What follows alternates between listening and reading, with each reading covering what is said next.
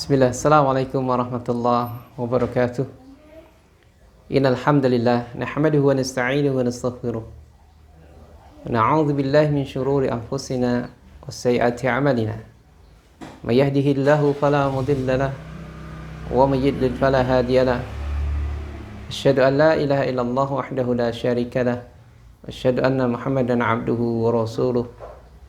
Allahumma salli ala Muhammad wa ala alihi wa sahbihi wa wala amma ba'd. Yaqulu subhanahu wa ta'ala qad aflaha man tazakka wa dzakara isma rabbih wa shalla. Ikhwani fillah azani Allah wa yakum.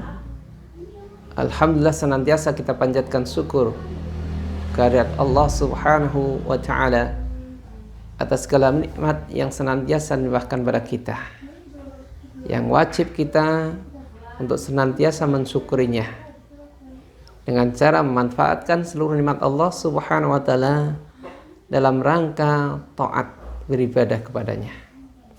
Salawat dan salam senantiasa kita sampaikan, kita aturkan sebagai wujud syukur dan terima kasih kita kepada Rasulullah sallallahu alaihi wasallam, manusia yang paling berjasa bagi kita, yang wajib bagi kita untuk menyampaikan sholawat.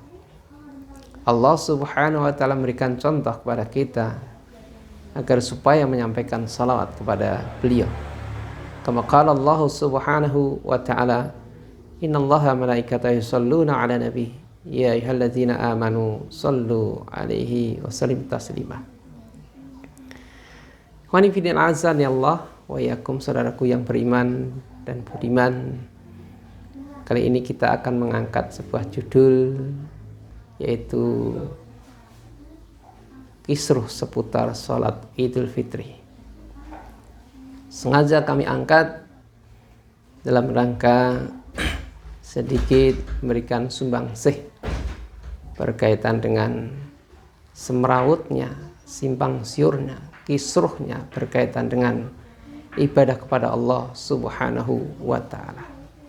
Termasuk di dalamnya adalah menunaikan sholat Idul Fitri.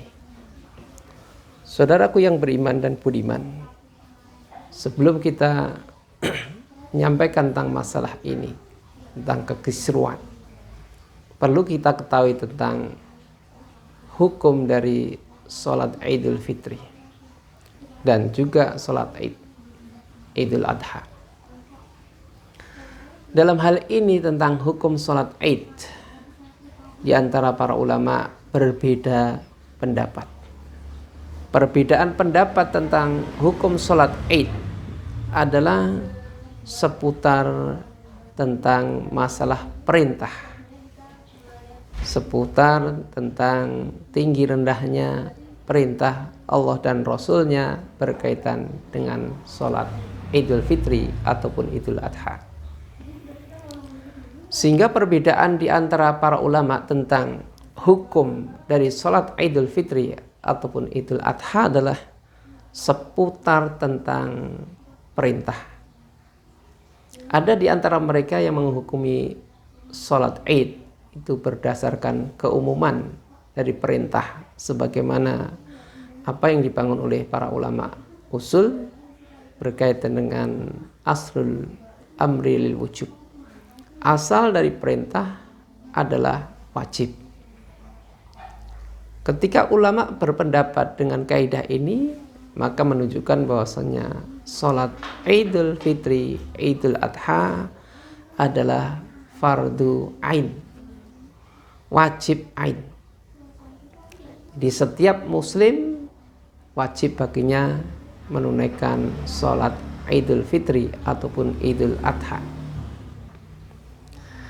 Hal ini berdasarkan hadis yang diriwayatkan oleh Bukhari dan Muslim, yang di sana tersirat pernyataan dari sahabiah, di mana dalam hadis itu disebutkan, umirna, kami diperintah, kami para wanita diperintah an nukhrijal awatika wal khoyat ila musallal id. Kami dulu diperintah oleh Rasulullah SAW untuk mengeluarkan wanita-wanita pingitan, gadis-gadis pingitan dan wanita-wanita haid untuk keluar menuju musholal Id. Ya, tujuannya adalah liyashhadna da'watal muslimin, dalam rangka menyaksikan dakwah umat Islam. Dari sini difahami oleh orang yang mewajibkan secara ain, karena sampai-sampai Rasulullah SAW memerintahkan untuk dikeluarkan para gadis pingitan dan bahkan wanita-wanita haid, sampai wanita yang tidak sholat saja diperintahkan untuk keluar menuju tanah lapang. Di antara ulama yang berpendapat wajib ain adalah Syekh Albani rahimahullah. Beliau menegaskan di dalam kitab Silsilah Hadis Sahih bahwa hukum sholat Id itu melebihi hukum sholat Jumu'ah. Kalau sholat Jum'ah itu hanya wajib bagi laki-laki, sementara kalau sholat Id sampai-sampai yang seharusnya tidak sholat saja, yaitu wanita haid, sampai diperintahkan untuk keluar. Walaupun mereka tidak menunaikan sholat Id, namun mereka diperintahkan untuk menyaksikan syiar Islam. Hukum yang kedua adalah hukum yang diberikan oleh jumhur ulama. Jumhur ulama menyatakan bahwasanya sholat Id, baik Idul Fitri maupun Idul Adha, adalah fardu kifayah. Di mana fardu kifayah adalah idza fa'ala atau idza fa'ila ba'dun, kalau sudah ada sebagian menunaikannya, fasaqata 'anil baqin, maka gugurlah yang tersisa. Pokoknya sudah ada yang melaksanakan, maka yang lain tidak terkena dosa. Ini seperti sholat jenazah yang hukumnya adalah fardu kifayah.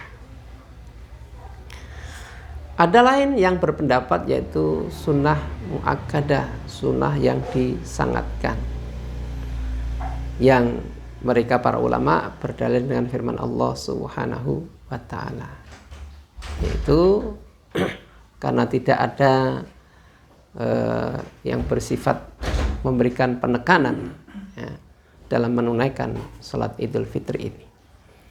Didasarkan dengan firman Allah Subhanahu wa taala, qad aflaha man tazakka wa dzakara asma rabbih wasalla. Maka beruntunglah, mendapatkan kemenangan orang-orang yang menunaikan zakat fitrah, kemudian bertakbir dan menunaikan salat Idul Fitri. Di sini disebutkan qad aflaha, jadi tidak ada penekanan untuk perintah. Dari sini difahami bahwa sholat Idul Fitri hukumnya adalah sunnah muakkadah. Sehingga semua dari pendapat ini adalah seputar tentang menunaikan perintah. Ada yang menganggap sunnah muakkadah, ada yang menganggap fardu kifayah, dan ada yang menganggap fardu ain. Berkaitan dengan sholat Id, maka sudah ada tempatnya, bahwa disunnahkan menunaikan sholat Idul Fitri dan Idul Adha adalah di musola. Musola yang dimaksud adalah tanah lapang. Jadi ini adalah merupakan istilah syariat. Disebut musola berarti tanah lapang. Ya, bukan musola itu adalah masjid kecil seperti julukan di Indonesia. Musola itu tempat sholat tapi kecil. Ini ada kekeliruan istilah. Walaupun secara bahasa benar, yang namanya musola itu secara bahasa adalah tempat sholat. Tapi kalau secara istilah, yang namanya musola adalah tanah lapang yang biasa dipakai untuk sholat Idul Fitri, Idul Adha, istisqa, yang memang disyariatkan di tanah lapang. Sehingga manakala masih ada tanah lapang, ya, masih ada tanah lapang atau lapangan, misalnya kalau di Indonesia biasa dipakai lapangan sepak bola, ya, yang ada rumputnya, ya, tanah lapang. Selama masih ada tanah lapang, maka tidak diizinkan oleh syariat untuk menunaikan sholat id, baik Idul Fitri maupun Idul Adha, di selain tanah lapang, di selain musola. Kalau sudah ada udzur, ya, tidak adanya tanah lapang, baru diizinkan. Atau karena sebab lain, misalnya saat mau ditunaikan sholat id, maka terjadi hujan, ya, atau terjadi hal yang menghalangi untuk ditunaikan sholat id di tanah lapang, maka diizinkan di masjid. Hal ini sesuai dengan pendapat Albani, bahwa asal dari sholat id adalah di tanah lapang. Wanifidin azan ya Allah wa yakum. Dan perlu kita ketahui pula bahwasanya sholat Idul Fitri dan Idul Adha itu adalah sholat jamaah. Artinya bahwa dalam menunaikan sholat id ini harus bersama-sama dengan imam, ya, harus bersama-sama dengan imam, tidak sendiri-sendiri. Asal dari sholat Idul Fitri Idul Adha adalah secara jamaah. Dan ini juga tersirat dari lafadz, ya, dari lafadz ketika mau memulai sholat Idul Fitri ataupun Idul Adha. Seruan imam ketika mau memulai sholat Idul Fitri dan Idul Adha adalah as-sholatu jami'ah. Jadi sholat bersama-sama secara berjamaah. Sehingga asal dari sholat Idul Fitri Idul Adha adalah harus berjamaah, ya. Kecuali ada udzur. Misalnya udzurnya apa? Ya, terlambat, ya, sampai tanah lapang ternyata sudah bubar, maka diizinkan untuk sendiri, karena dalam rangka mengqadha, bukan sengaja untuk memisahkan diri dari sholat jamaah, ya. Jadi asalnya seperti itu. Jadi kalau sengaja mendirikan sholat id, Idul Fitri, Idul Adha secara sendiri, tidak bersama imam, tidak diizinkan, ya. Karena Rasulullah SAW berkaitan dengan sholat Idul Fitri ini memang memerintahkan bersama Rasulullah SAW. Bahkan berkaitan dengan sholat Idul Adha, bagi orang kaya yang tidak berkorban, ya, maka tidak diizinkan oleh Rasulullah SAW untuk ikut sholat bersama Rasulullah SAW. Ini menunjukkan bahwa secara asal tidak adanya sholat id secara privasi. Sebagaimana dalam hadis man lahu sa'atun walam yudahi fala yaqrabanna musallana. Barang siapa yang punya kelapangan rizki bisa menyembelih hewan kurban, dia tidak berkorban, maka jangan dekat-dekat musola id. Jangan dekat-dekat musola id. Ya, ini nggak boleh ikut sholat berjamaah bersama Nabi, sholat Idul Adha. Wanifidin azan ya Allah wa iyyakum. Sehingga berkaitan dengan masalah sholat Idul Fitri yang merupakan sholat berjamaah dan dipimpin oleh imam, yang kala itu adalah Rasulullah SAW yang memimpinnya, maka ini menunjukkan peran, ya, menunjukkan peran penting seorang pemimpin dalam mewujudkan sholat berjamaah, sholat Idul Fitri ini. Jadi pemimpin ataupun pemerintah dalam hal ini sangat menentukan akan terwujudnya sholat Idul Fitri ataupun Idul Adha. Termasuk ya, seorang pemimpin berusaha bagaimana menciptakan agar supaya bisa terlaksananya sholat Idul Fitri, Idul Adha dengan kondusif walaupun dalam kondisi yang darurat.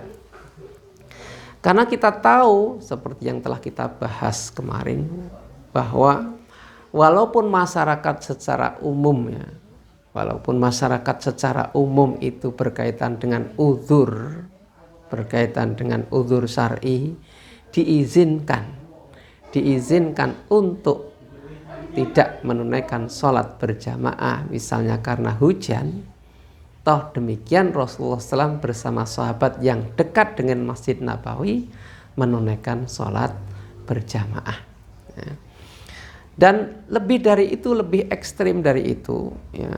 Misalnya sebagai contoh adalah sholat khauf, yang kita tahu bahwa sholat khauf adalah sholat yang genting. Yang di sana sholat khauf itu adalah sholat yang di sana orang Jawa bilang sholat toh nyawa. Sholat toh nyawa. Kenapa dikatakan disebut sholat toh nyawa, sholat khauf ini? Ya. Karena memang sholat sambil berhadapan dengan musuh. Bisa dibayangkan. Menghadapi musuh yang siap memanah, siap menombak, siap menebaskan pedang mereka kepada kaum muslimin. Ternyata umat Islam masih saja diperintahkan oleh Allah Subhanahu wa taala dalam kondisi yang seperti ini menunaikan sholat berjamaah.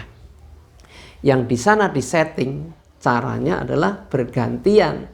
Pasukan perangnya dibagi menjadi 2. Sebagian ikut dulu bersama imam sampai mendapatkan 1 rakaat, kemudian bergantian dengan kelompok yang kedua, bagian kedua untuk berada di shaf, dan yang shaf pertama tadi, kelompok 1 bergantian menjaga musuh. Ya. Kondisi yang genting seperti ini saja diupayakan oleh pemimpin agar supaya sholat berjamaah tetap terlaksana. Ini menunjukkan tanggung jawab. Agar supaya apa? Kalau kita kembali kepada hukumnya, ya. Misalnya hukum fardu ain, ya, bahwa setiap muslim wajib menunaikan sholat id, ya, sebagaimana pendapat Al-Albani tadi. Walaupun kondisi darurat yang namanya sesuatu fardu ain, ya bagaimana caranya agar supaya terlaksana. Ya. Walaupun di situ ada unsur toh nyawa, ya, perang itu toh nyawa. Atau yang berpendapat fardu kifayah, yang berarti tegaknya jamaah ini walaupun 1 jamaah, karena asal sholat dari sholat adalah harus berjamaah. Fardu kifayah kalau sudah ada 1 saja jamaah di 1 negeri atau di 1 tempat, maka gugur kewajiban dari orang lain. Jadi berarti andai masih ada yang menegakkan sholat Idul Fitri, ya, dalam kondisi yang darurat itu, seperti sholat dalam peperangan itu, ya, yang kondisinya darurat, maka akan memberikan pertolongan kepada saudara-saudara muslim yang lain dari kewajibannya, yaitu menjadi gugur kewajiban sholat Idul Fitri karena sudah ada perwakilan karena kondisi darurat. Sehingga dalam hal ini benar-benar peran, lagi-lagi peran pemerintah dalam mewujudkan hukum fardu kifayah ini paling tidak. Bagaimana bisa memfasilitasi dengan cara-cara yang aman untuk tetap ditunaikannya. Terlebih kalau kita mengingat dari fatwa umum dari MUI bahwa MUI tidak pernah melarang sholat jamaah, tidak pernah melarang sholat Jum'ah, tidak pernah melarang sholat taraweh, tidak pernah melarang sholat Idul Fitri ataupun Idul Adha.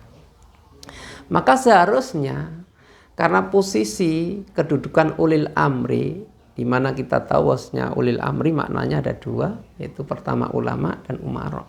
Dan tentu kalau dibandingkan tentang levelnya atau ratingnya, ya, kedudukannya, martabatnya, bahwa tentu sepakat kita bahwa ulama, ya, sebagai ulil amri yang lebih tinggi kedudukannya daripada umara.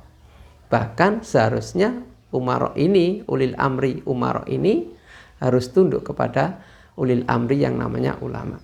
Sehingga cenderung bahwasanya ulil amri yang namanya umara ini minta fatwa dan mengeksekusi fatwa dari ulil amri, yaitu ulama. Jadi tidak berjalan sendiri, ya, harus ada kontrol dari ulamanya. Jadi cukup mengindahkan dari fatwa ulama, dieksekusi dengan kekuasaannya, dengan kemampuannya, bagaimana agar supaya bisa berjalan. Sebagai contoh misal di Saudi Arabia, ya, di Saudi Arabia secara umum di sana tidak diadakan sholat jamaah, sholat jumatan, sholat taraweh, ya.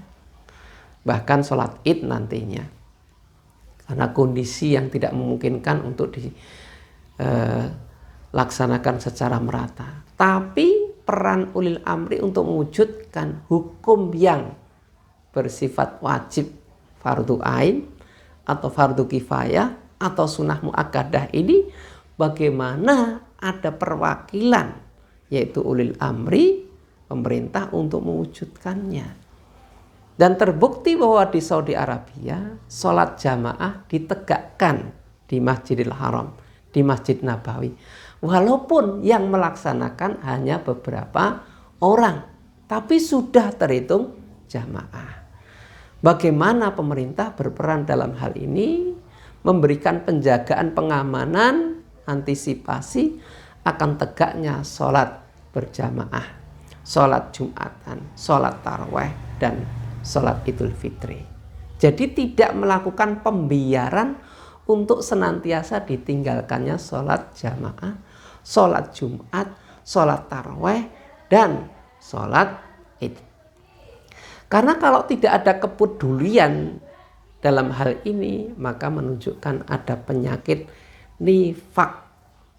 Ada penyakit nifak. Karena kalau kita kembali pada firman Allah Subhanahu wa taala dalam surat Al-Baqarah 173 yang dulu pernah kita bahas dengan judul Simpang Siur COVID-19.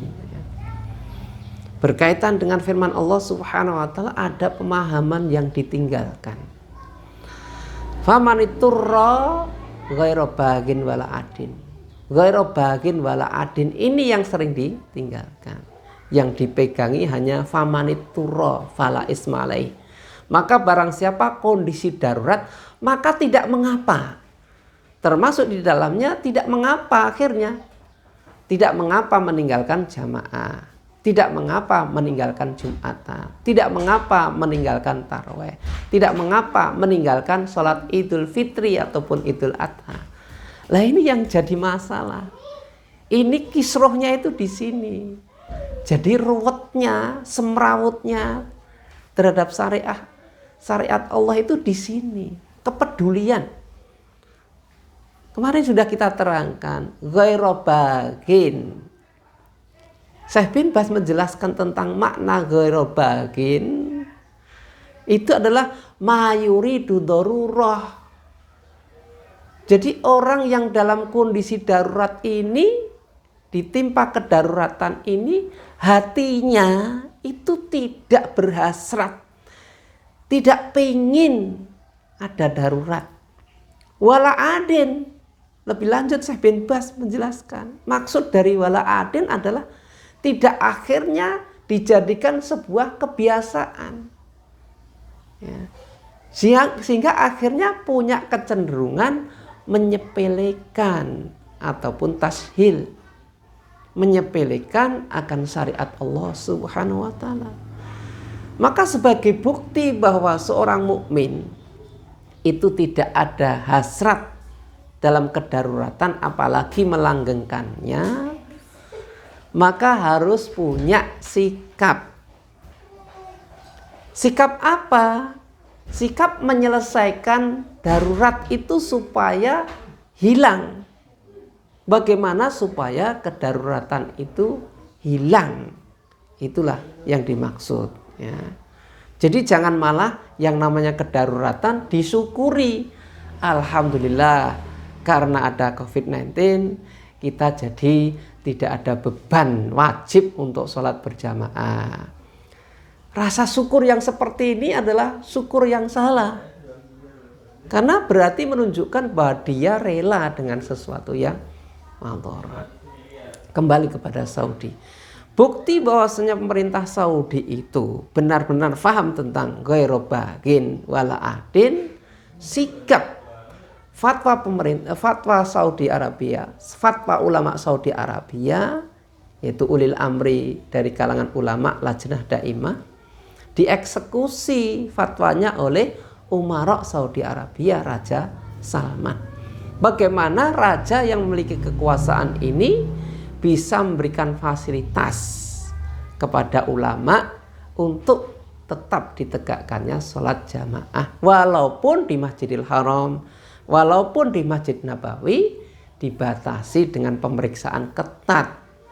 Ya, para jamaah yang menunaikan diizinkan untuk sholat berjamaah. Tapi ya, unsurnya adalah unsur penegakan syariat. Bagaimana bisa menyelamatkan umat dari dosa secara menyeluruh. Karena kalau sholat yang sifatnya fardu kifayah itu sudah ada yang menunaikannya, berarti menyelamatkan. Nah, pemerintah Saudi melakukan seperti itu. Paling tidak penyelamatan dari kewajiban kifayah. Sehingga semua jadi selamat, tidak dosa. Kalau tidak ada walaupun satu, maka semuanya jadi dosa. Atas dasar inilah maka mereka menunaikan walaupun hanya beberapa orang yang menunaikan. Ini menunjukkan fahamnya tentang masalah darurat. Tapi kalau menelantarkan, tidak memfasilitasi, bahkan ketika ada sekelompok kaum muslimin dari rakyatnya mengupayakan ini yang dalam rangka melakukan penyelamatan umat dari kewajiban kifayah ini, malah dilarang padahal sudah melakukan protokoler yang diizinkan. Maka seperti ini berarti berani menanggung risiko dosa. Berarti berani menanggung risiko dosa menelantarkan syariat Allah Subhanahu wa ta'ala. Yang kalau kita mengikuti jejak Rasulullah SAW, walaupun Rasulullah SAW ya, berkaitan dengan udzur syar'i, misalnya hujan ataupun badai atau apa saja yang menghalangi sholat berjamaah saja, Rasul perintahkan Bilal supaya menyisipkan dalam adzannya dengan as-sholatu firrihal. Jadi supaya sholat di tempat masing-masing. Atau seruan yang lain, shollu fi buyutikum, memberikan rukhsah kepada masyarakat ya, untuk menjalani sholat wajib di rumah masing-masing karena ada udzur. Tapi apa yang dilakukan oleh Amir? Apa yang dilakukan oleh Rasulullah SAW? Apa yang dilakukan oleh pemerintah yang saat itu Rasulullah SAW sebagai pemerintahnya? Rasul melakukan sholat berjamaah di Masjid Nabawi bersama para sahabat yang dekat dengan Masjid Nabawi. Ini dalam rangka menunaikan penyelamatan terhadap umat yang meninggalkan fardunya. Ini caranya. Ya. Jadi tidak melakukan malah yang ingin melaksanakan dalam rangka penyelamatan dan sesuai dengan prosedur yang ada malah dilarang ya.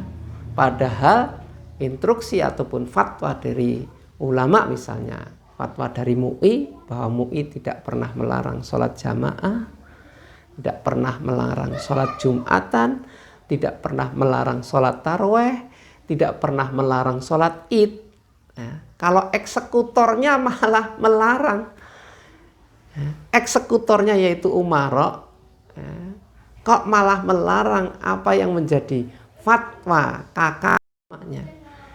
Ini namanya adik yang kurang ngajar ya. adik yang kurang sopan dengan kakaknya. Harusnya mengindahkan fatwa ulama, dibagi ya. Pokoknya yang penting supaya umat terselamatkan dari kewajiban, walaupun tidak semuanya menjalankan sholat jamaah di masjid. Perwakilan, ada tempat-tempat yang ditunjuk, ada masjid jami yang ditunjuk untuk menunaikan sholat Jumat, ada tempat yang ditunjuk untuk menunaikan sholat Idul Fitri maupun Idul Adha, difasilitasi oleh pemerintah, dijaga oleh pemerintah, diperiksa pintu-pintu masuknya. Nah, itu cara yang benar, seperti yang dilakukan oleh Rasulullah, seperti sampel yang dilakukan oleh Saudi Arabia. Jadi tidak melakukan pembiaran untuk ditinggalkannya kewajiban menunaikan sholat jamaah. Inilah yang dimaksud, yang kami maksud dengan kisruhnya sholat id.